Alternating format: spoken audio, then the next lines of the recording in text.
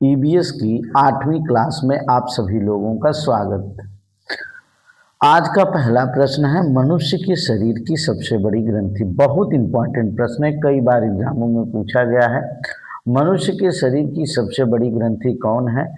तो आपको बताना पड़ेगा मनुष्य के शरीर की सबसे बड़ी ग्रंथि यकृत है। विटामिन ए का संश्लेषण कहाँ पे होता है? यकृत में होता है। और यकृत का एक और लक्षण जो है बड़ा इंपॉर्टेंट है कि पित्त का लगातार श्रावण, वहीं पे यकृत के पास पित्ताशय होता है, पित्त का लगातार श्रावण होता है और ग्लूकोज को ग्लाइकोजन के रूप में यकृत संचित रखता है। तो यकृत की 3 विशेषताएं जो है बड़ी महत्वपूर्ण है कि मनुष्य के शरीर की सबसे बड़ी ग्रंथि यकृत है। विटामिन ए का संश्लेषण यकृत में ही होता है। यकृत पित्त का लगातार श्रावण यहाँ से होता है और ग्लूकोज को ग्लाइकोजन के रूप में संचित रखता है। यह 3 बातें आपको जो है इस समय यकृत के बारे में स्मृति में रखनी है, याद रखनी है। बाद में जब सिलेबस पढ़ाए जाएंगे तो उस समय, अभी तो लगातार जीएस में क्योंकि कंपटीशन में कुछ प्रश्न आपके पास रहेंगे, तब उसके बाद चीजें आपको समझ में आती हैं। कौन सा अंगक पादप कोशिका में अनुपस्थित होता है? बहुत महत्वपूर्ण प्रश्न है कि पादप कोशिका में कौन सा अंगक अनुपस्थित होता है?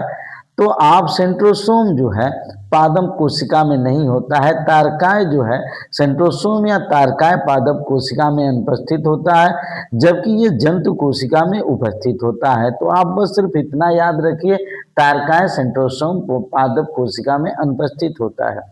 प्रोटीन अणुओं की इकाई है। किस प्रकार के अणुओं की इकाई है? तो प्रोटीन अमीनो अम्ल की इकाई है। प्रोटीन अणुओं की इकाई अमीनो अम्ल है। प्रोटीन अणुओं की इकाई अमीनो अम्ल है। एकदम छोटा भाग अमीनो अम्ल है। अब 20 प्रकार के जब अमीनो अम्ल मिलते हैं, 20 प्रकार के जब अमीनो अम्ल मिलते हैं तो प्रोटीन का निर्माण होता है। ये बहुत महत्वपूर्ण प्रश्न है। अब एक क्वेश्चन आप लोगों से पूछा जाता है कि अचल जीव कौन है? यूप्लेकटेला पोरीफेरा संघ का जो है यूप्लेकटेला है, यूप्लेकटेला। और यह पूरी तरह से दीवारों पे चिपका रहता है। अचल जीव ये चलता नहीं है। यूप्लेकटेला पोरीफेरा संघ का। अब बी डीएनए की क्या विशेषता है? बहुत इंपॉर्टेंट है। कोशिका में सामान्य रूप से पाया जाता है। अब बी डीएनए से आनुवंशिकता की भी खोज होती है। कोशिका में सामान्य रूप से पाया जाने वाला बी डीएनए है और इसकी खोज जो है वाटसन और क्रिक ने की थी, बी डीएनए की।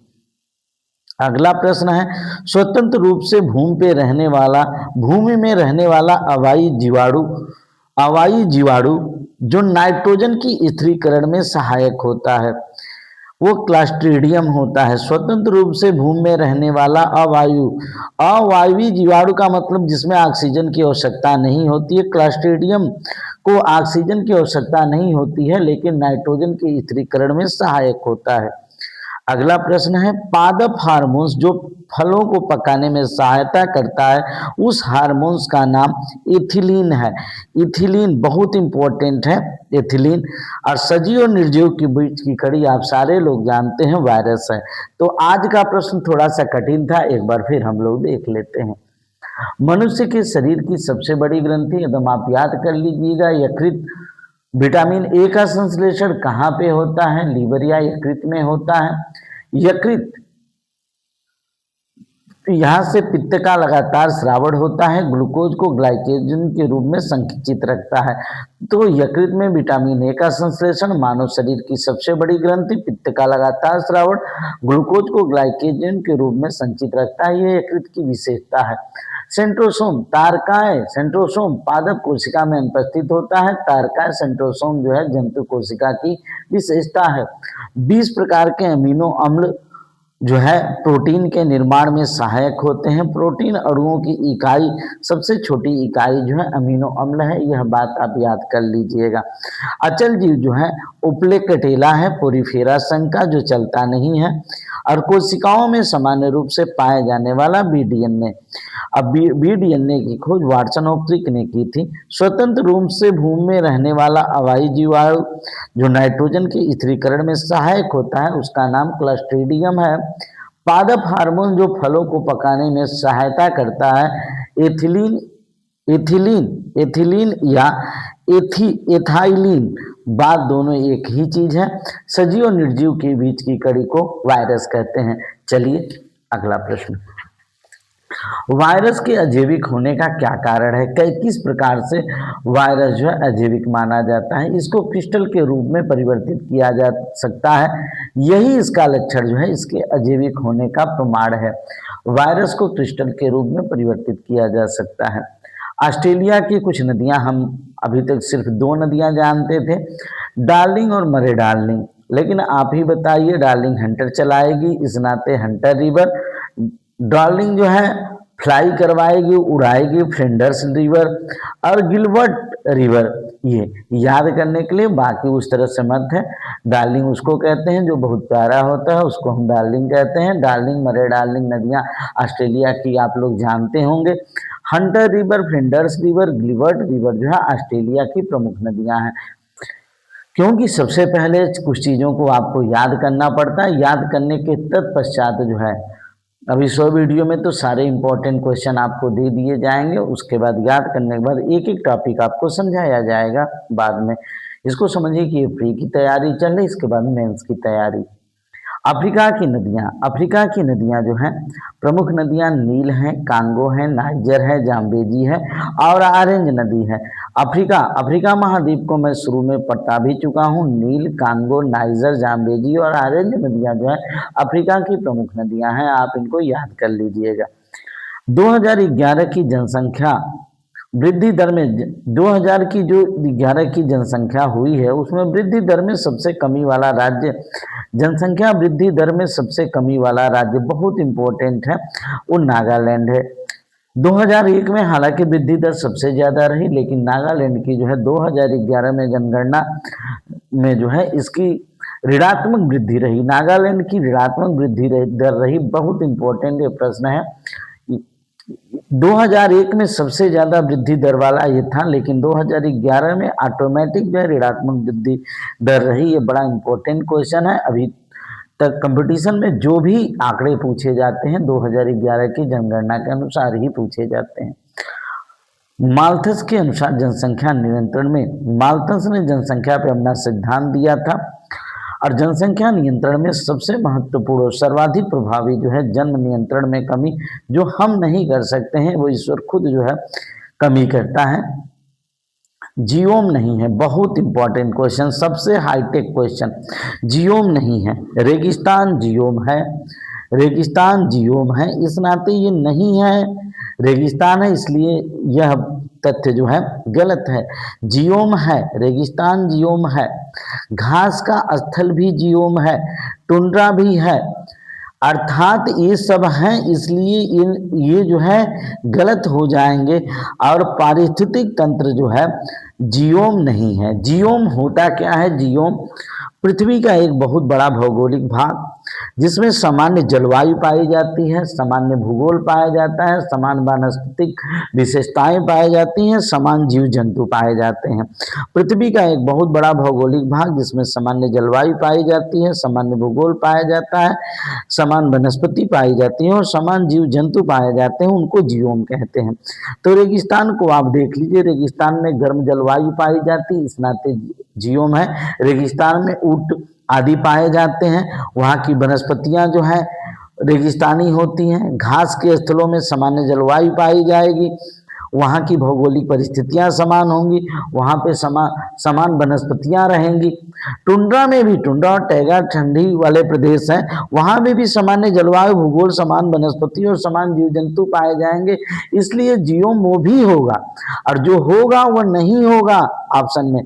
और उस स्थिति में पारिस्थितिक तंत्र जो है, जहाँ पे जैवी और अजैवी दोनों घटनों को का मेल होता है। पारिस्थितिक तंत्र जो है जियोम का उदाहरण नहीं है। जियोम का उदाहरण बढ़िया से देख लीजिए, रेगिस्तान, घास का स्थल, टुंड्रा, विशेष प्रकार के वन, ये जियोम के उदाहरण होते हैं। ये सब जियोम के उदाहरण है।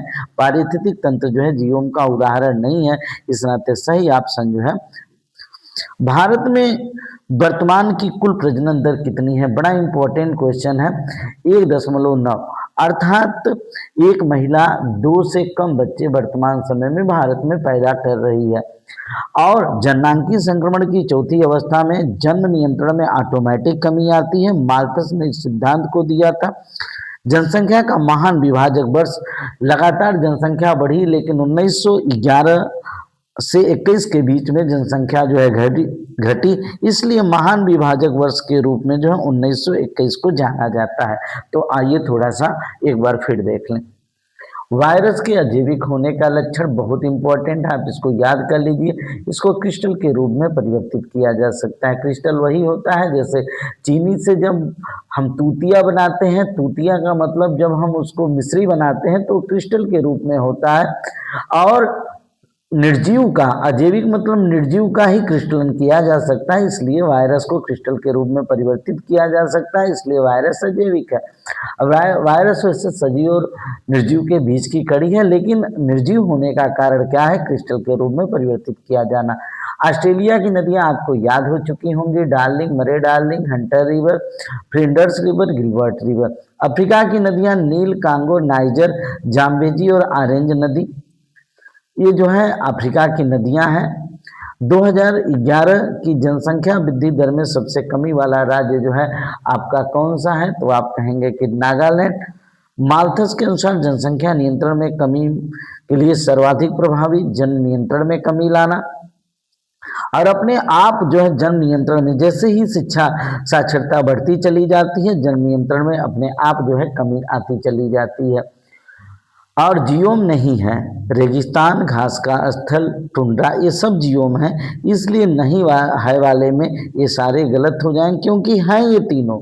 और उसके बाद पारिस्थितिक तंत्र जो है जियोम का उदाहरण नहीं है। जियोम होता क्या है? पृथ्वी का एक बहुत बड़ा भौगोलिक भाग जिसमें सामान्य जलवायु पाई जाती है, समान भौगोलिक अवस्थाएं पाई जाती हैं, समान वनस्पति पाई जाती हैं, समान जीव जंतु पाए जाते हैं। इस कारण रेगिस्तान, घास का स्थल और टुंड्रा जियोम है। भारत में वर्तमान की कुल प्रजनन दर कितनी है?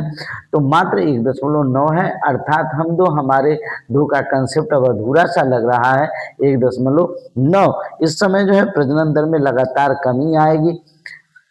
और जनसंख्या का महान विभाजक वर्ष जो 1911 और 1921 के बीच में जनसंख्या में कमी रही है, इस नाते जो है 1921 को जो है जनसंख्या का महान विभाजक वर्ष माना जाता है।